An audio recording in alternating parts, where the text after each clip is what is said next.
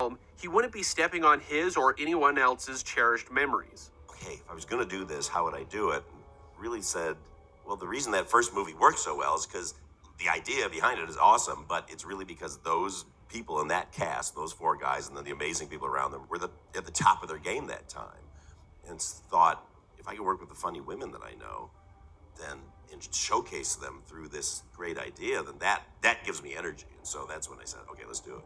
When Feig was announced as the new director, so were his plans to reboot the series with a female ghost-busting team.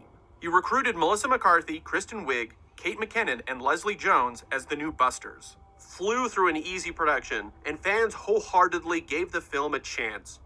Oh wait, we live in the cursed timeline.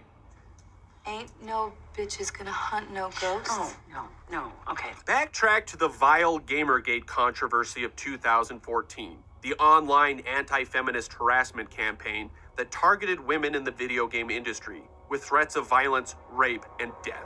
The unregulated internet has always housed forums of extremist echo chambers, but Gamergate was the first of its size to galvanize racists, misogynists, and the like into a single crusade, thanks in large part to the Pied Piper of trolls, Milo Yiannopoulos. A tech journalist for the news website Breitbart, Yiannopoulos weaponized followers of Gamergate to reject all forms of feminism, social justice, and political correctness by means of threatening critics, doxing individuals, victim blaming, and outright hate speech. Come 2015, Gamergate was inseparable from the alt-right movement, and it was easy to turn that anger towards politics and the fake news media. Intertwined in this mess was also the rise of fan entitlement, the belief that filmmakers must appease fans' own preferences or even demands if Hollywood continued to cash in on their nostalgia. Fans feel ownership over these properties, so who would know better than them? And if not satiated, some of these individuals would be extremely vocal and hostile, aka toxic fandom.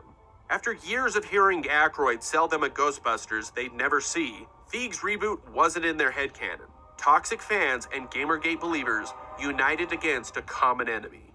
Following the announcement, Feig and his cast were immediately harassed on social media, calling out their appearances, questioning if women can be funny, claiming this wasn't what true fans wanted, and blaming them personally for ruining their favorite movie, with much harsher language. The soon-to-be troll-in-chief also joined in.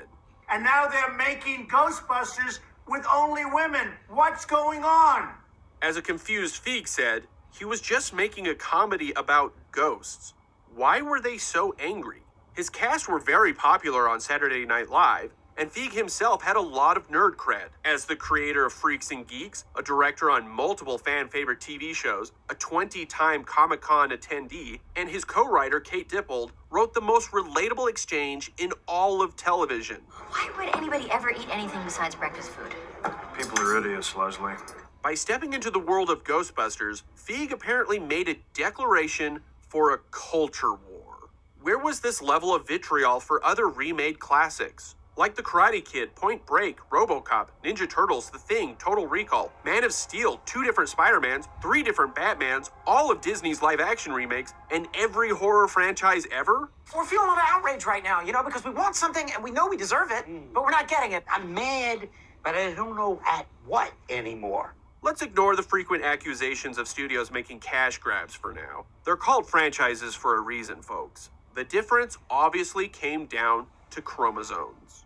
Feig has made it his life goal to show that women in film can have as much fun as the men, especially with his recent string of hits, Bridesmaids, The Heat, and Spy. As such, the reboot was seen as a progressive gimmick that social justice warriors were out to erase their childhoods, and like Gamergate before it, a fear of white male disenfranchisement. We are sick and tired of this feminized society. Men have had a very rough go of it for just recently, and it ends now. After months of non-stop sexist abuse and death threats, Feig, drunk on wine, tried talking sense to the trolls before giving up and signing off with an understandable, go f*** yourself. But as Reitman warned Feig, acknowledging them only validated them. The true Ghostbusters fans who dress up, do the cosplay and all that, they're the most wonderful, welcoming people. They're so generous. They've been just nothing but supportive. all this other stuff around it exploded, which I tried to ignore. And then very stupidly, probably the biggest mistake I made in my career, I actually, played into it, went after some of the guys who were just being so terrible to my cast. And then, once you do that, you're the bad guy. As this went on, a leak suggested that Sony was making a different, more action-oriented Ghostbusters film, this time courting Channing Tatum to star and produce and the Russo brothers to direct, which was entirely news to Paul Feig and his team. This was considered a knee-jerk reaction by Sony, hoping to placate the angry mob with a male-friendly film. In reality, Sony always wanted to make several films at once. After Ramis died, Reitman and Aykroyd, with Murray's permission, removed their required approval. Instead, they established the production company Ghost Corps, allowing Sony to freely build Ghostbusters into an MCU-like franchise. They hired Iron Man 3's Drew Pearce to write out a franchise Bible of where the films could go. One of those was something the Russo brothers gravitated towards. But once they signed on to the two-parter Avengers Infinity War, the project was dead in the water before the leak had yet surfaced. But the damage was done. People were pushed further into their corners. Then the first trailer for Feig's Ghostbusters hit in March of 2016. Production did go well, by the way. Some were underwhelmed, many were confused by the title card suggesting it was a sequel, and others were furious, making the video the most downvoted film trailer in YouTube history. Afterwards, famous YouTube reviewer James Rolfe posted a video detailing his refusal to see the movie, spouting that same fan entitlement, and some irrational critiques based on the 2-minute preview of a 2-hour movie. By using the name, it's pretending to be original in its own right and sweeping the first one under the rug as if it didn't happen. To me, personally, it officially ended with the death of Harold Ramis. Well, at least he didn't live to see this shit. Rolfe's video exploded, reaching over 4 million views, with plenty calling him out for judging a book by its cover. Made all the more ironic when Rolfe complained about his critics having not actually watched the movie, or his video. Nonetheless, the video was a lightning rod that sparked a wave of anti-2016 Ghostbusters sentiment on YouTube that still continues today. And the further down the algorithm you are, the scarier it gets. Toxic fandom turned mainstream. Plus, while one side feared the fall of the patriarchy, others were mad that the only black woman in the cast wasn't also a scientist. Paul Feig couldn't win. Leading up to the release, the hole only got deeper and darker. Sony partnered with the NBA for promotions, but the total lack of any cast members in the ads felt like another bullet Sony was trying to dodge. China would not screen the film at all due to their rule that movies can't promote cults or superstition, a major hit for its international box office.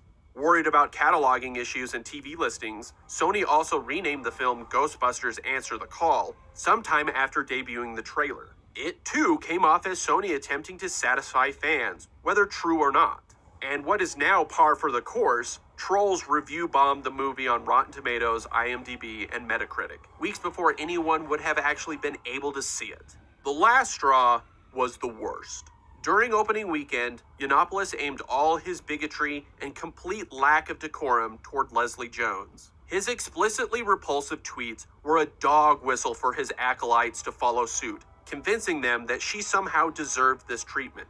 In a matter of hours, Jones received thousands of racist and sexist messages filled with threats of extreme violence and death. What's scary about the whole thing is that the insults didn't hurt me. Unfortunately, I'm used to the insults. That's unfortunate. But what scared me was the injustice of a gang of people jumping against you for such a sick cause. Yeah. They just like everybody has an opinion and it all comes at you at one time. And they really believe in what they believe in. Yeah. And it's so mean. Like, it's so gross and mean and unnecessary. And to let people know freedom of speech, because I know a lot of people came at me with that. Hate speech and freedom of speech, two different things. Two different things. Twitter banned Yiannopoulos permanently. In retaliation, trolls hacked Jones's iCloud account, leaking personal photos, information, and passwords. Again, because she starred in a comedy about ghosts. Yiannopoulos and the alt-right eventually moved on, setting their sights on the U.S. election. Ghostbusters Answer the Call busted into theaters July 15th, 2016. Much to the chagrin of trolls, the likable cast, fun special effects, and solid story earned the movie decent reviews, which in turn was proof of a conspiracy. But after all that bitching and moaning, the film's ultimate crime is that it was fine. Just another mildly amusing studio comedy. A fate that could have easily happened no matter the gender of the actors. The constant controversy around the movie may have damaged its box office potential. Nevertheless, it trapped a healthy $230 million worldwide. However, it was clear by August the movie wouldn't reach its break-even point of $300 million. Sony put all their ghosts in that one containment unit, and it underperformed. Any future film plans were put on hold. Though he liked the film, Aykroyd threw Feig under the bus for the failure, claiming he didn't listen to his or Sony's advice. Paul Feig made a good movie, and there's some great things in it, and the girls are great in it. I was mad at him because he cost too much. And I don't want to slag a fellow artist, but had it cost a little less, and had he maybe listened to some of our suggestions on budget, then there might have been another girls' movie that would have been great. 2.5 years later, Sony made a surprise announcement.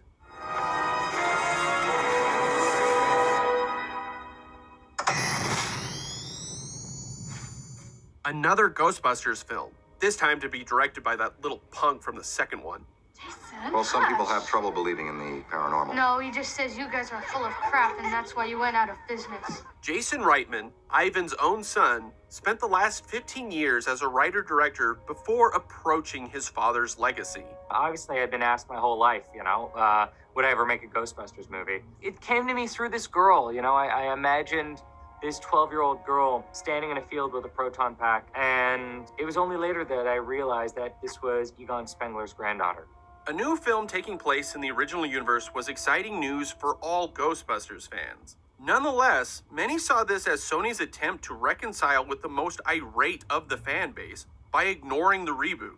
Did Sony succumb to the bullying, validating the notion that the previous film failed because of the women? Much like the Snyder Cut, is Ghostbusters Afterlife, despite how good it may be, a win for toxic trolls, fan entitlement, and harassment tactics. And that is the unintended consequence of these trolls. Your hatred, love, or indifference on any film is viewed as a politically motivated choice. There is no gray. You're picking a side. You may have legitimate criticisms with The Last Jedi, Captain Marvel, the DCEU, or the Ghostbusters reboot, but those discussions will always be corrupted by bad faith arguments, where the discourse is marred by your beliefs on misogyny, racism, wokeness, gatekeeping, PC culture, diversity, inclusion, journalistic integrity, critics versus fans, rather than the quality of the films themselves. Are we unable to have reasonable disagreements on pieces of art without tripping the landmines set by these trolls? This is the everything is political landscape we now reside in. Leave it to trolls to ruin everything. Or, to put it another way, People are idiots, Leslie. Yet for all those who thought Afterlife was born out of the contempt of progressivism, they couldn't be further from the truth. It's because of Paul Feig that it exists. Answer the Call paved the way for Afterlife. Jason Reitman wasn't out to take back the franchise. He was there to prove all the trolls wrong. To express gratitude to you for kicking down the door on what a Ghostbuster and who a Ghostbuster can be. You were the first one through the door, and you were the person who was going to allow it so that I can make this movie and many other people can make Ghostbusters movies about people of every race, every gender, for people around the world. There are all kinds of Ghostbusters movies that I want to see, and thank you for making that possible.